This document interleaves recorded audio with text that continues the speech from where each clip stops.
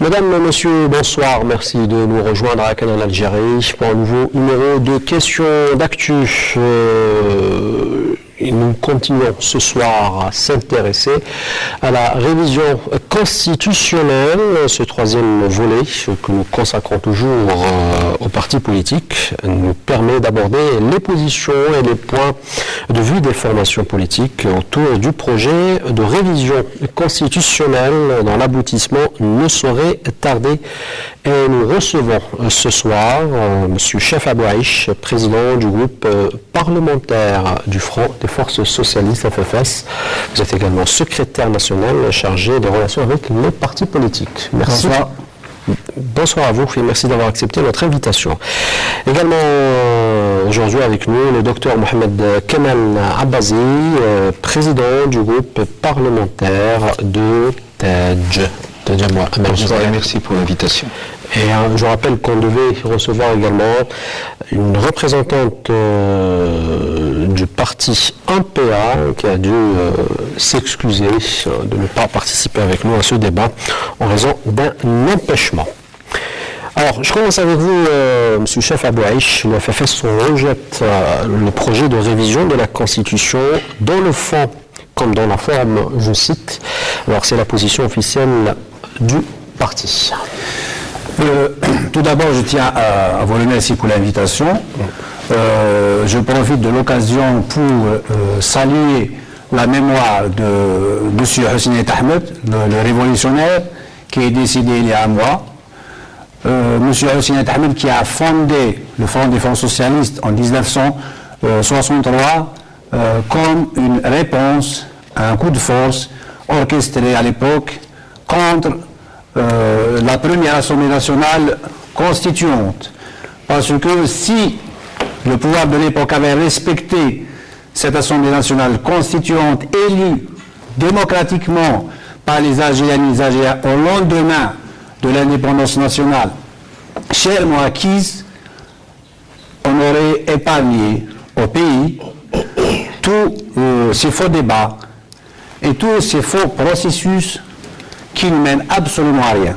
Le FFS a dit tout simplement que dans le fond et dans la forme, ce projet de révision constitutionnelle ne va pas apporter une solution à la crise que vit notre pays. Nous savons tous les Algériens savent que l'Algérie traverse ou vit une crise multidimensionnelle, une crise politique, une crise économique, une crise sociale, une crise culturelle, une crise morale, et ce n'est pas avec un texte que nous allons résoudre les problèmes des Algériennes et des Algériens. Aujourd'hui, le citoyen algérien souffre. Aujourd'hui, le citoyen algérien vit dans la misère. Aujourd'hui, le citoyen algérien vit dans une crise. Il a envie de sortir de cette crise. Ce n'est pas avec la révision constitutionnelle que nous allons régler tous ces problèmes. Les Algériens aujourd'hui, si on leur pose la question, les citoyens dans les villages, dans les villes, dans les quartiers, dans les cafés, dans les chantiers, sur cette révision constitutionnelle, vous allez être surpris par les réponses. Aujourd'hui, les Algériens ne s'intéressent pas à cette constitution. La preuve est que le pouvoir aujourd'hui va faire passer cette constitution pas par un référendum populaire, mais par un parlement. Et ce n'est pas par référendum, parce qu'ils savent pertinemment que les Algériens, ce qui les intéresse, c'est leur vie quotidienne et qu'ils ont envie de vivre dans un pays libre, démocratique. Ils ont envie de travailler dans la dignité, ils ont envie de vivre une vie digne. Et qu'aujourd'hui, la Constitution, c'est tout d'abord, la Constitution il faut qu'il y ait un consensus autour de cette vous estimez qu'il n'y a pas de consensus? Nous estimons qu'il n'y a aucun consensus. Si aujourd'hui on considère que le consensus, c'est le fait de convier des partis politiques, des associations, des syndicats, des personnalités politiques, culturelles, un dialogue, et le lendemain, donc après 5 ans, ce texte est resté dans les couloirs, Cela fait 5 ans qu'on parle d'une révision constitutionnelle.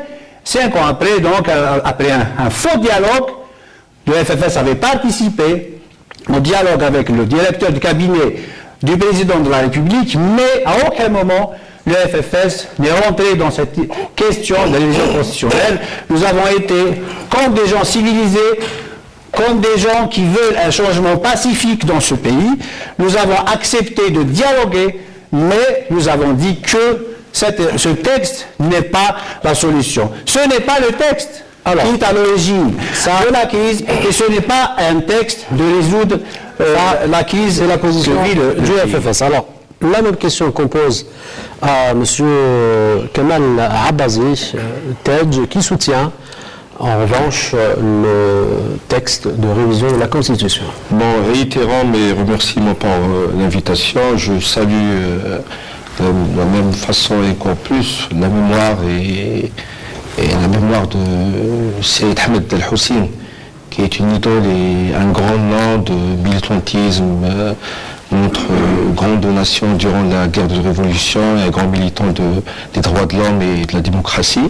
Et moi-même j'étais à l'enterrement et je pense que toute l'Algérie a tiré des leçons, comme de sa vie, comme de sa mort, Inch'Allah.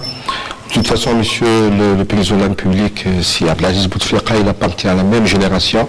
Et je pense que les funérailles qu'on a tous assisté étaient à la hauteur de cette grande génération.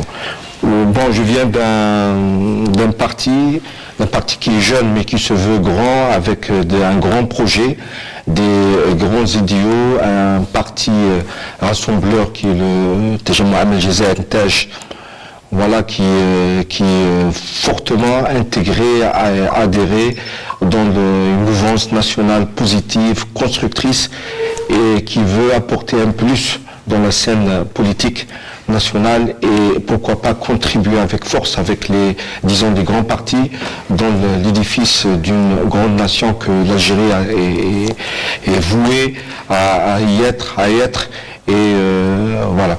Donc pour ce projet de révision de la Constitution, je pense qu'il faut commencer par discuter le contexte où ce projet est venu. Je pense qu'il est venu après une longue série de consultations et de débats qui a quand même connu 3 paliers avec Sibon Salah et puis avec M. Sellel. Et puis finalement avec le directeur du cabinet de M. le Président, Siou Yahya.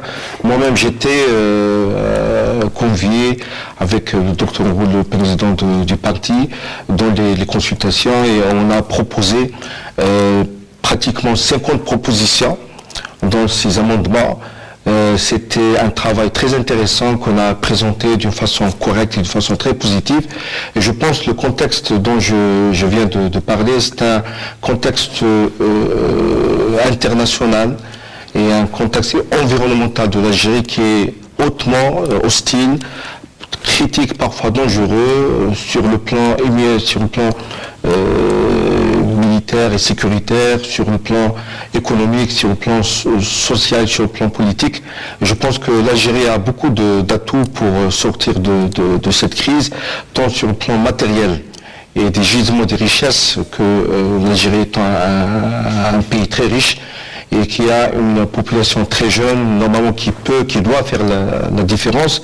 Mais dans cette évolutivité, je pense que l'Algérie a besoin d'une constitution qui est à la hauteur de tous les défis que l'Algérie est confrontée, tant sur le plan politique ou surtout économique.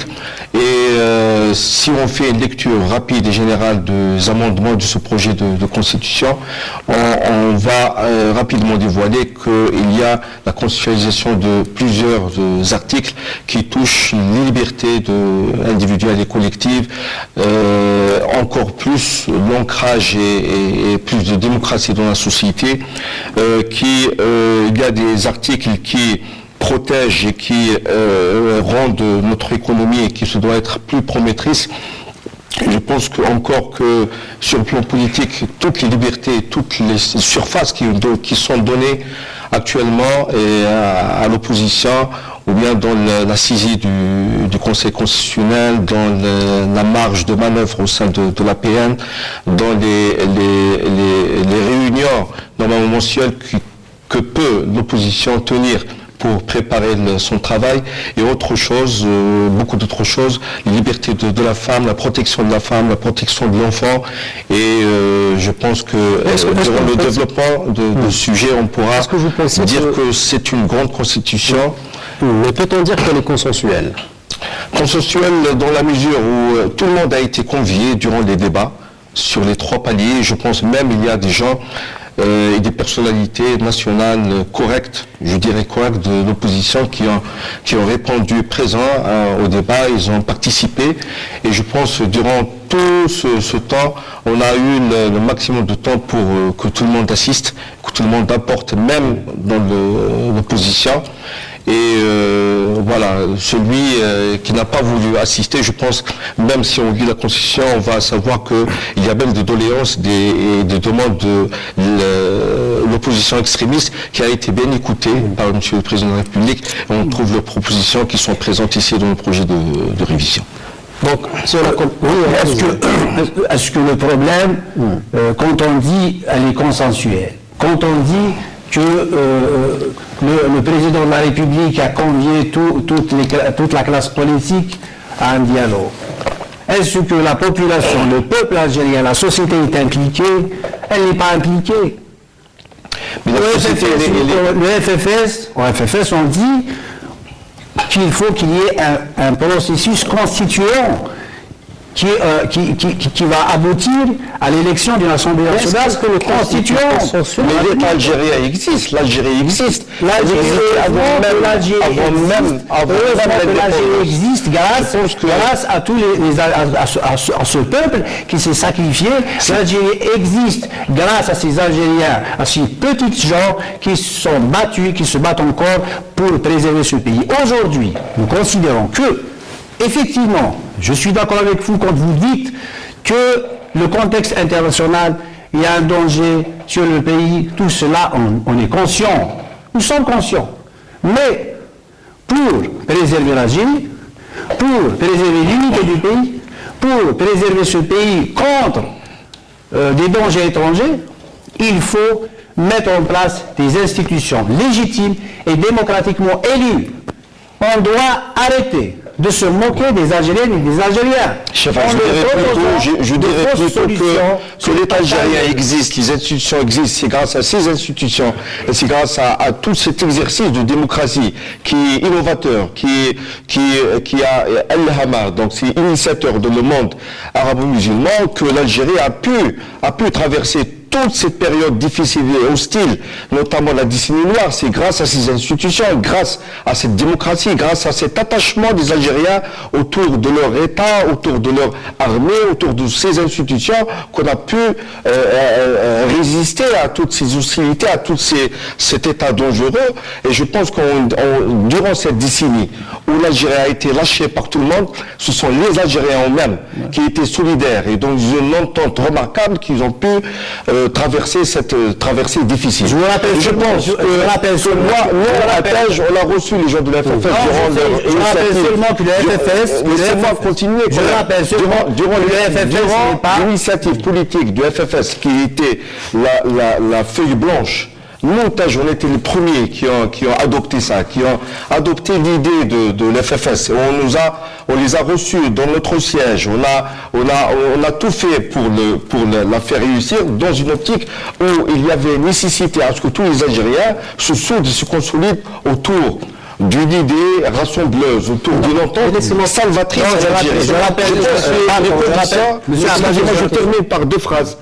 Deux phrases, c'est que l'Algérie est toujours dans des conditions, je ne dirais pas dangereuses, mais des conditions critiques. C'est un virage historique où l'Algérie, si elle rate le virage, elle peut... Vous estimez que l'Assemblée constituante peut constituer un danger pour l'unité du pays? Je pense que il est temps que les Algériens prennent la bonne décision et on n'a pas le droit à rater ce virage ou à prendre une mauvaise décision parce qu'elle sera ou bien nuisible ou bien salvatrice à l'Algérie.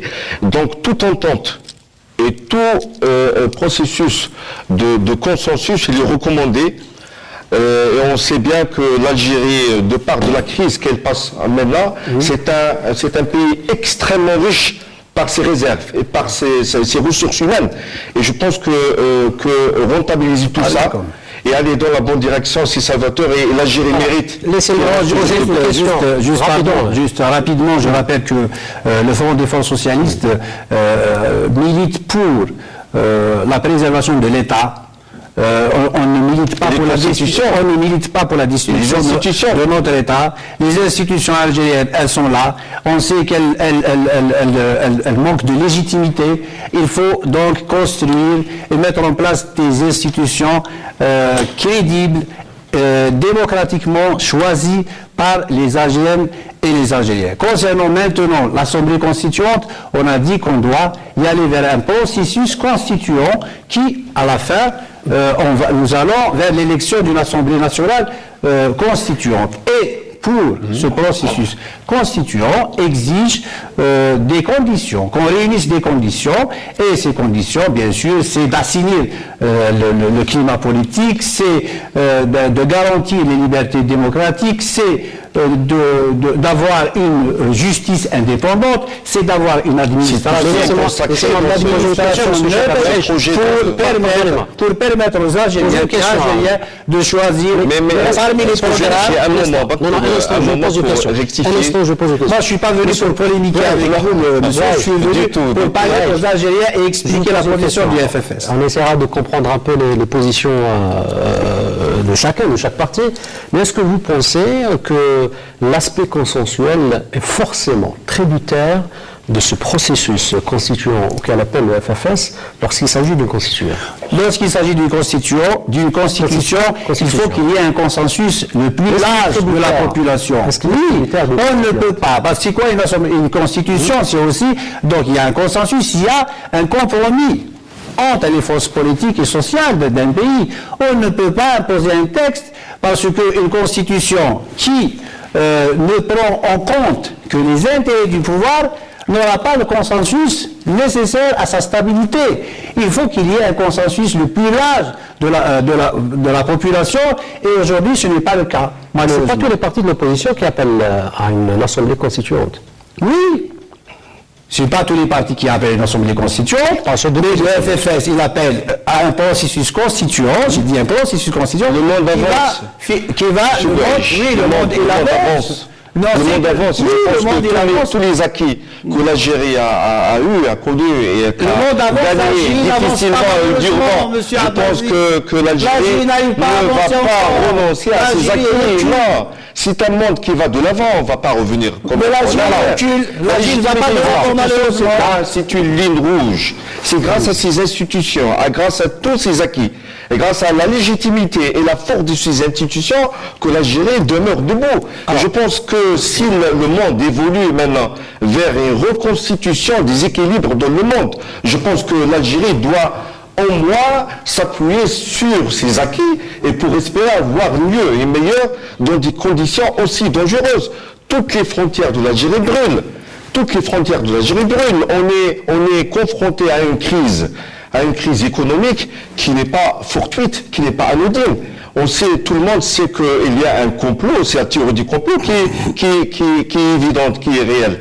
À ce que l'Algérie soit agenouillée, c'est le dernier grand pays arabo-musulman qui résiste au projet sioniste. Tout le monde le sait. Je pense qu'il est temps que les Algériens et les partis politiques représentatifs des grandes classes et des grandes marges de la population algérienne soient à la hauteur de ce défi. Il faut s'entendre sur un projet de société, un projet politique que représente cette constitution pour essayer de consolider ce qu'on a et espérer d'avoir le meilleur. Vous savez, si réellement on est conscient des dangers qui guettent ce pays, ça on le sait, il y a des dangers. Mais la responsabilité incombe en premier lieu à ceux qui dirigent ce pays. Les richesses de ce pays sont dilapidées par ceux qui dirigent ce pays. La corruption en Algérie, ce ne sont pas les étrangers qui sont venus nous imposer la corruption. La corruption est devenue une culture dans ce pays ceux qui dirigent, ceux qui gouvernent, sont responsables de la crise économique que traverse aujourd'hui l'Algérie. L'Algérie avait des milliards de dollars dans les caisses. Dans les caisses, nous n'avons pas exploité l'Algérie. Malheureusement, ils ont tout fait pour détourner des milliards de dollars. Ils ont volé l'argent du pays. Ils ont volé l'argent du peuple algérien. Tout ça. Il ne faut pas dénigrer tout ça. Je pense qu'il y a beaucoup de papiers déjà réels qui sont là et qui confirment. Pardonnez-moi, monsieur Abbasi. On va aborder les questions qui sont liées donc à ce texte. Parmi, je dirais pas les nouveautés, mais les lois de ce projet figure la question cruciale à laquelle qui est abordée par l'opposition, qui concerne la nature du système politique. Ouais. Alors, sans surprise, je me tourne vers vous, monsieur Abbasi. On reste dans le modèle semi-présidentiel. Est-ce que c'est le modèle auquel aspire votre parti, TEJ en l'occurrence? Tout au début, je dirais que 50 ans d'indépendance, c'est peu dans l'âge des nations. C'est une nation qui est toute jeune, un régime qui est tout jeune, qui a été confronté durant les 50 ans à beaucoup de difficultés, notamment sécuritaires. Et je reviens toujours sur la décennie noire. La décennie noire, durant les années 90, où il y avait beaucoup de retombées sociales, culturelles, et sur même l'équilibre de l'État et l'équilibre mental des Algériens. On a eu toute une génération qui a vécu dans le tout sécuritaire. On a eu toute une génération qui n'a pas su attraper, capter les valeurs de nationalisme, qui a complètement raté le devoir de travail, le devoir de bâtir, le devoir de protéger, d'assurer la continuité de toutes les valeurs de cette grande nation.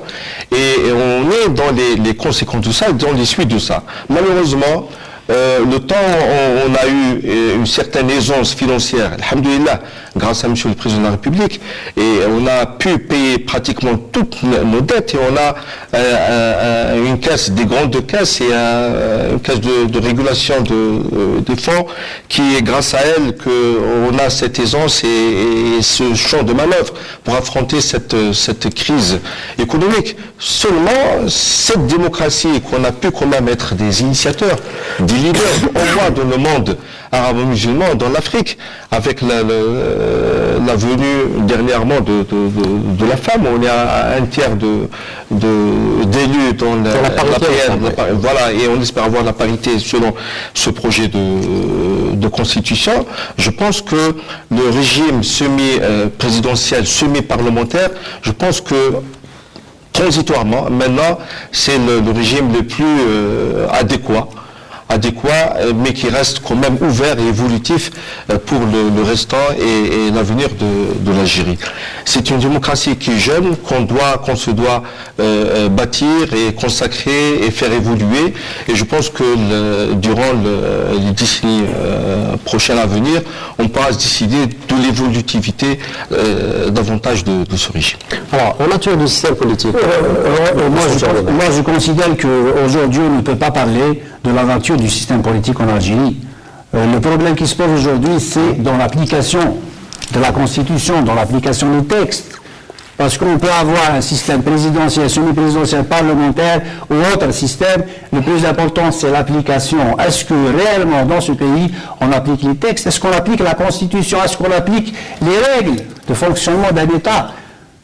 On sait, tous les Algériens savent que le problème se pose dans l'application. On n'applique pas. Nous sommes dans une Assemblée nationale et on sait pertinemment que le Premier ministre est obligé, par exemple la Constitution, à présenter son bilan annuel et il ne l'a jamais fait. Ce n'est pas parce qu'aujourd'hui on change un article en disant qu'il est obligé de présenter qu'il va le faire.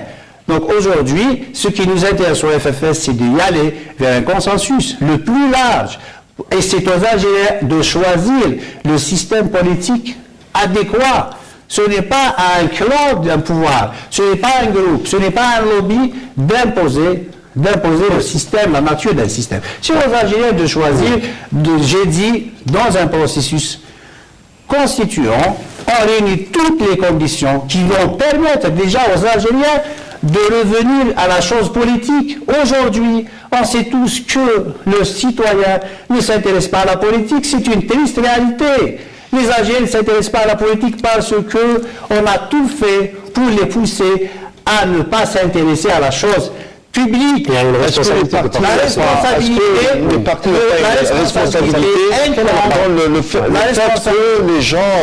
responsabilité incombe au pouvoir, la responsabilité incombe au relais du pouvoir, la responsabilité incombe aux gens qui montent à notre peuple, qui ne disent pas la vérité à ce peuple.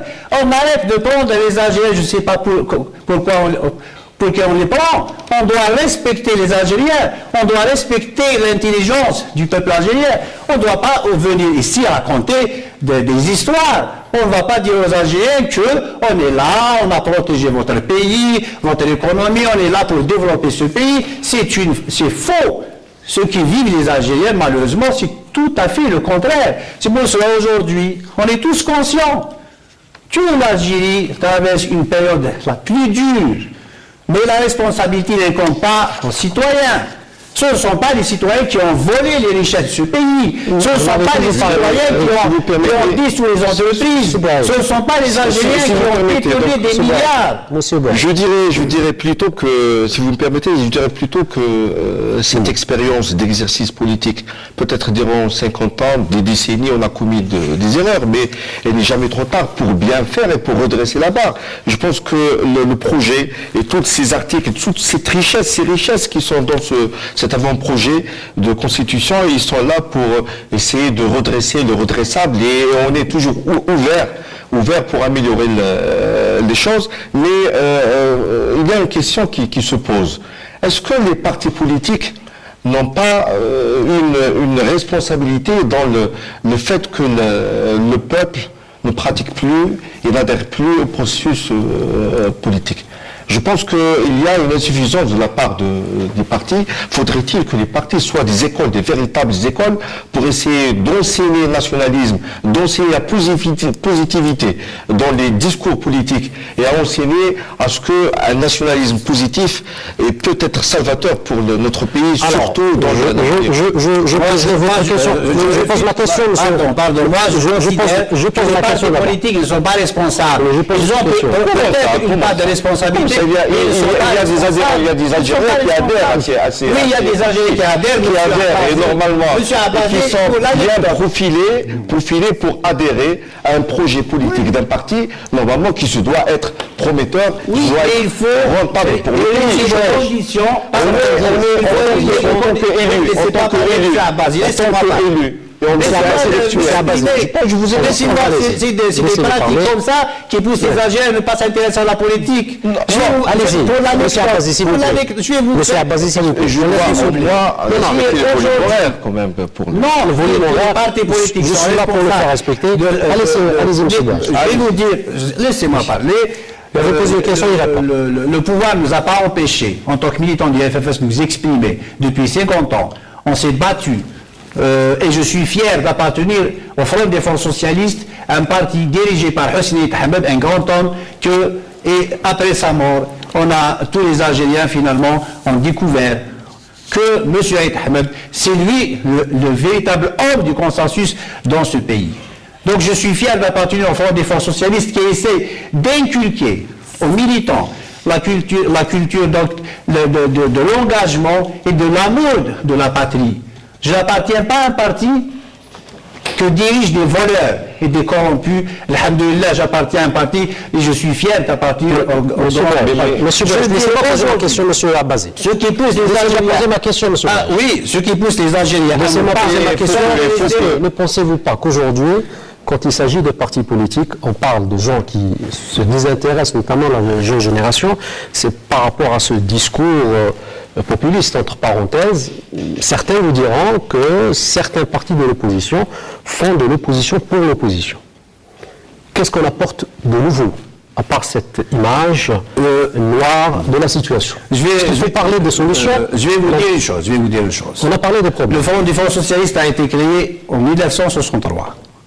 Depuis, notre parti a toujours accepté de dialoguer. En 1965, il avait négocié avec le président Ben Bella. En 1985, il y avait un accord entre Hosni Ahmed et Ben Bella. En 1995, il y a eu aussi un accord, un contrat national. Le Front des Forces socialistes a toujours dialogué avec tout le monde, sans exception, pour trouver une solution. Le Front des Forces socialistes ne fait pas du populisme. On a tout le temps milité pour instaurer un État démocratique dans ce pays, un État démocratique et social tel que revendiqué par ceux qui ont déclenché la révolution du 1er novembre 1954. Donc, ce qui pousse les Algériens à ne pas croire à la politique, c'est quand ils savent que si je participe à une élection, si je vote pour un maire, si je vote pour un député, et qu'il ne pourra rien faire, il n'a aucune prérogative. Donc le citoyen, qu'est-ce qu'il doit dire? Je préfère rester chez moi, je préfère ne pas voter, je préfère ne pas militer dans un parti politique. C'est pour cela qu'on ne doit pas inverser les rôles.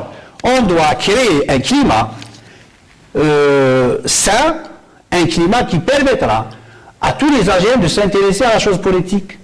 Parce que la politique, c'est quelque chose de noble. Malheureusement, dans notre pays, même malgré, il y a des partis, il y a des militants encore qui se battent pour préserver ce pays, mais il y a aussi des partis politiques qui utilisent les partis politiques pour autre chose, pour s'enrichir, pour s'enrichir. C'est tout à fait normal quand quelqu'un il va m'élire en tant que député et que demain il va voir que je m'intéresse seulement à m'enrichir, à régler la situation de ma famille et régler mes problèmes personnels, c'est tout à fait normal que les citoyens n'adhèrent pas et à parmi la chose les politique. nouveautés de cette nouvelle constitution, une question cruciale Permettez-moi d'enchaîner un petit peu. Vous enchaînez, mais on doit aborder... Oui, une petite parenthèse parce que c'est très important. C'est très important dans la mesure où... Sur l'officialisation de Tamazirt, M. Abbasi, alors la position est qu'on pense-t-elle. La même question qu'on va reposer à M. Wesh. Bon, dans la même lancée d'idées, bon, on est là pour dénoncer et récuser toutes les pratiques qui s'identifient en aucun cas à la pratique politique noble que M. Wesh vient de dire. Mais j'appartiens moi-même, Tani, à un parti jeune, mais un parti rassembleur, un parti nationaliste, un parti qui englobe beaucoup de jeunes Algériens, par milliers et par dizaines de milliers qui veulent s'intégrer dans une dynamique de nationalisme, une dynamique de bâtisseur d'un État nouveau, d'un État démocrate, d'un État progressiste et d'un État prometteur, et qui veulent porter l'Algérie vers une situation que je dirais plus que confortable, une situation en mode leader dans la région, dans l'Afrique et dans le monde arabo-musulman. Et je pense que l'Algérie a toutes ses richesses et a toutes ses potentialités pour y arriver.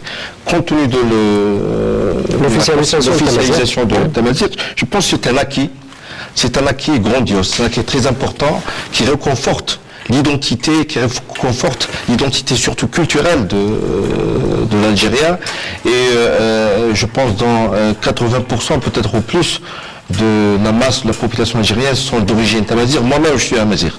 Je suis un chilahi de Ouagbla et je suis très très heureux à ce que cette langue soit officialisée, soit nationalisée, et puis on aura avec l'instauration de l'académie et cette instance, haute instance qui sera reliée à la présidence pour essayer de développer et de rendre encore plus fertile et plus prête à cette langue à participer avec la langue arabe pour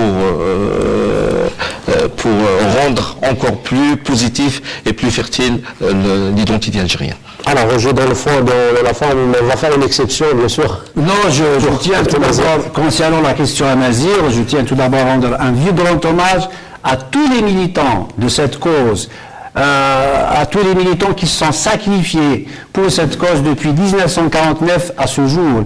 Il y a eu des militants qui ont été emprisonnés, il y a eu des militants qui ont été assassinés pour que Tamazight soit reconnu dans son pays. Le problème qui se pose aujourd'hui, c'est que Tamazight, langue officielle, nationale et officielle, oui, mais pourquoi lui accorder un statut d'indigène? Dans ce texte, on dit que l'arabe est la langue officielle de l'État, et Tamazight langue officielle, mais avec un sursis. Nous allons tout faire avec l'Académie pour l'officialiser. Moi, je dirais que ce n'est pas le pouvoir qui a donné Tamazight comme cadeau. Il y a eu quand même des gens qui se sont sacrifiés, il faut rappeler, les 128 jeunes assassinés en 2001 en Kabylie, et rappeler tous les militants qui ont donné de leur vie pour que Tamazight soit reconnu. Mais aujourd'hui, il y a un problème. Si on lit l'article 178 du projet de la révision constitutionnelle, qui consacre les constantes nationales, on parle du caractère républicain, de l'État qu'on ne va pas remettre en cause, de l'islam religion de l'État, de l'arabe langue nationale et officielle, mais on ne parle pas de Tamazight. Pourquoi on ne dit pas, dans l'article 178, que Tamazight, langue nationale et officielle, est aussi une constante qui ne sera pas remise en cause. Le décalage, il est là, et il faut donner le temps aux institutions et à l'Académie et à tous les organismes qui seront dédiés pour ça, pour développer la langue Tamazight, pour la remise à niveau, pour équilibrer un petit peu la danse entre les deux langues. Et je pense que déjà, c'est un palier très important, et on sera appelé à ce que cette langue soit vraiment officialisée dans la pratique quotidienne et sera éventuellement enseignée dans les écoles. Et je pense que c'est une ouverture. C'est la Constitution. La Constitution, mais après ça, il y aura des lois pour essayer moi, je parle seulement de la volonté. C'est-à-dire, je pense qu'il faut prendre ça d'une optique positive. Et de ne pas on est positif. Il faut rester dans l'espoir. Tamazight langue officielle doit être intégrée également dans les constantes que personne demain ne pourra remettre en cause. Pourquoi Tamazight n'est pas dans il est national et il est officiel. Il y a une institution, il y a un organisme officiel rattaché à la présidence pour la développer, pour la promouvoir. Il ne faut pas être plus royaliste que le roi. Il y a une ouverture tellement grande pour développer et la langue et la culture. Ce qui est derrière la langue, c'est pas que la langue, donc c'est la culture qui est nationalisée, qui est officialisée, qui est là. Et c'est, je pense, à nous, les Amazirs, à nous, les Algériens, d'être à la hauteur de toute cette histoire, de toute cette culture, pour la développer et pour la concrétiser, qu'elle soit lue, qu'elle soit enseignée et qu'elle soit éventuellement dans un avenir proche. On a fait beaucoup de retard. On a fait beaucoup de retard pour enseigner, pour développer cette langue. Depuis 1963, le FFS à espérer des jours meilleurs. Depuis 1963, le FFS se revendique la reconnaissance de Tamazight dans le pluralisme culturel et linguistique en Algérie. Mais toujours dit que c'est un acquis, monsieur Bouache. J'ai pas dit que c'est pas un acquis, c'est un acquis des militants qui se sont sacrifiés et tous les gens qui se sont sacrifiés. On est là ensemble pour continuer de lutter pour la développer. Alors, autre article qui a fait couler beaucoup d'encre, surtout l'article 51 concernant l'exclusivité de la nationalité algérienne quand il s'agit de hautes fonctions de l'État. Moi, je vous dirais plutôt que l'immigration algérienne qui compte par millions, je pense qu'on est aux alentours de 5 millions Algériens seulement en France, c'est un atout positif. Parmi eux, il y a une classe d'un haut niveau de technologique et scientifique dont l'Algérie, surtout dans cette conjoncture, a besoin pour essayer de lever un petit peu la barre et de rattraper les grandes nations qui ont évolué sur ce plan. Le transfert technologique, c'est quelque chose de très vital pour nous, pour essayer de développer et de sauver notre économie. bon pour à ce que cette diaspora puisse prendre des hauts postes d'État et de responsabilité dans l'État et dans la scène politique. Je pense qu'il y a beaucoup de débats sur mais quelle est la position des têtes, par exemple? Notre position, c'est que en aucun cas, on va recuser l'apport de la diaspora et de notre immigration dans notre développement, dans notre État, dans notre nation, mais le débat il est ouvert. On va attendre les résultats de la consultation du Conseil constitutionnel et que je pense que l'énumération des postes que la Constitution propose à ce que cette diaspora ne peut pas accéder, elle sera remise à l'APN, à l'Assemblée, pour essayer d'énumérer ces postes et le débat n'est pas fermé. Mais chose certaine, c'est que le minimum de nationalisme qui est recommandé à un minimum de loyauté envers l'État et à un minimum de sécurité quant à l'introduction à ce genre de poste très épineux et très pointu sur le plan de responsabilité dans l'État et dans la scène politique. Alors, allez-y, le même sujet, moi, franchement, je considère que c'est vraiment discriminatoire. C'est un article discriminatoire. Vous savez pourquoi? C'est-à-dire au moment où notre communauté algérienne à l'étranger est stigmatisée, au moment où on parle de la déchéance de la nationalité des Algériens qui sont à l'étranger, au lieu qu'on soit solidaire avec eux, au lieu que l'Algérie soit solidaire avec cette communauté, au contraire, nous les stigmatisons également. Nous les stigmatisons comme s'ils sont responsables, comme si aujourd'hui la loyauté se mesure par la nationalité. Est-ce qu'on a une double nationalité ou on a une seule nationalité? Vous savez tous que notre communauté à l'étranger, pourquoi nos immigrés ont choisi beaucoup la double nationalité? Parce qu'ils sont victimes de la discrimination là où ils vivent. Ils optent pour une double nationalité pour trouver un travail décent dans ces pays. Et vous savez également que des dizaines de milliers d'Algériens ont quitté l'Algérie dans les années 90. Ils ont fui ce pays qui ne leur a rien offert. Ils ont été à l'étranger à la recherche d'un emploi décent, d'un toit, d'une vie digne. Ils ont opté donc pour une double nationalité.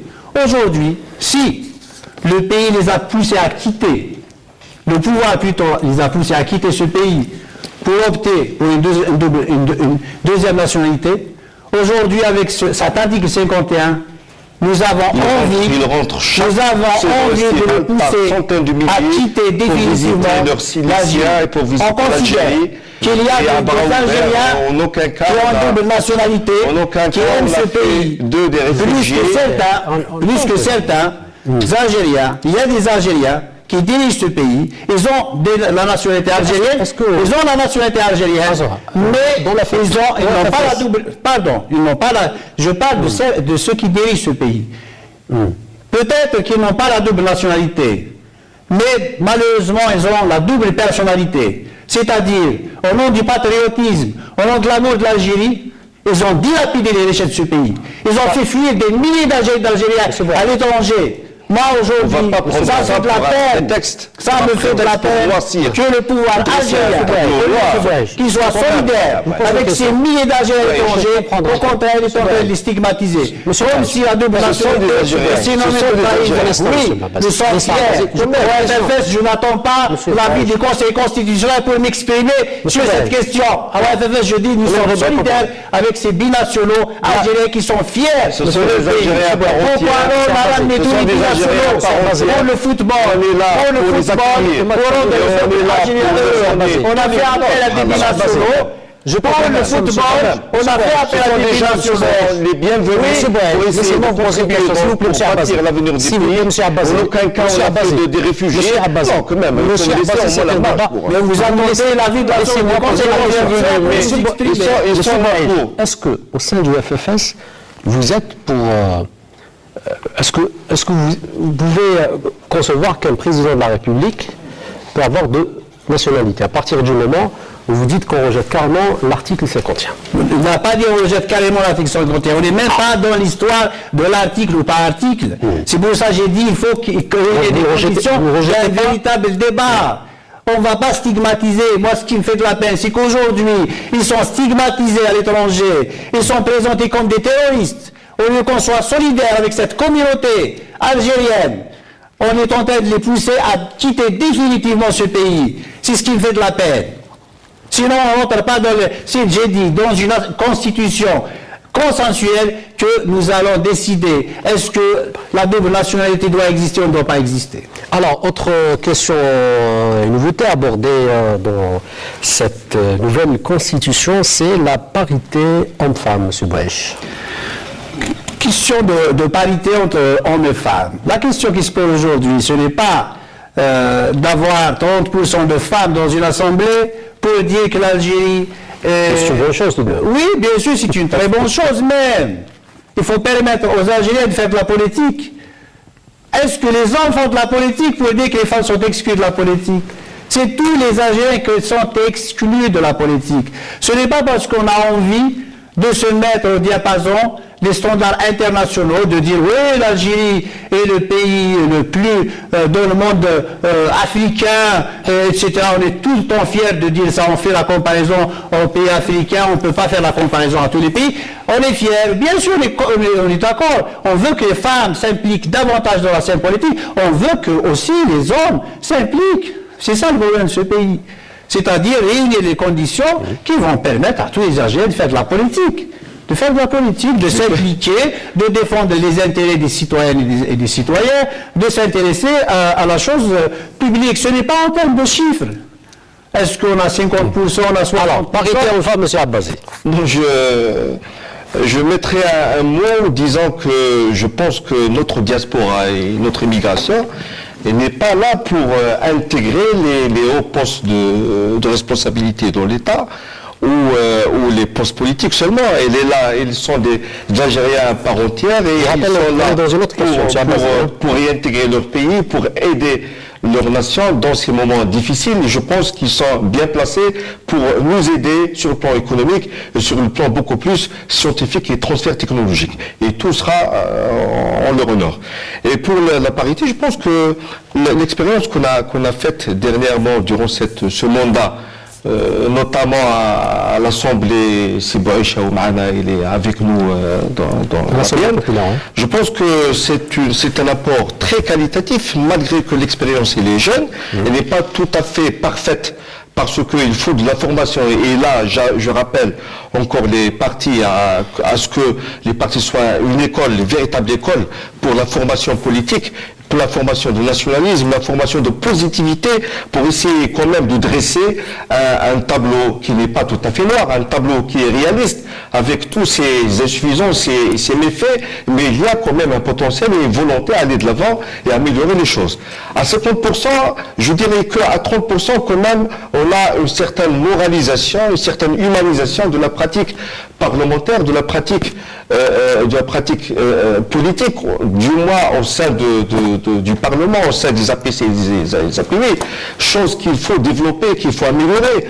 Avec la parité à 50%, peut-être on aura plus un résultat meilleur, mais là, j'appelle tous les acteurs politiques à ce que rendre de cette ouverture, rendre de cette décision courageuse un apport positif pour l'Algérie et pas un prétexte pour dresser ce tableau noir, parce que l'Algérie, en fin de compte, les Algériens et les Algériennes, ils ont besoin des gens qui leur apportent de l'espoir, qui leur apportent des solutions, qui leur apportent une alternative positive pour essayer de sauver leur vie, de sauver l'avenir des générations à venir. C'est ça le dilemme, c'est ça le challenge qui attend. Donc, c'est un petit quelque chose pour M. Bouaïch pour essayer de mettre les mains dans les mains et parce que l'Algérie nous attend tous, et que dresser ce tableau noir et dresser tout ce pessimisme ne va pas en aucun cas nous porter à une Algérie vers un futur qu'on sème pour nous. Si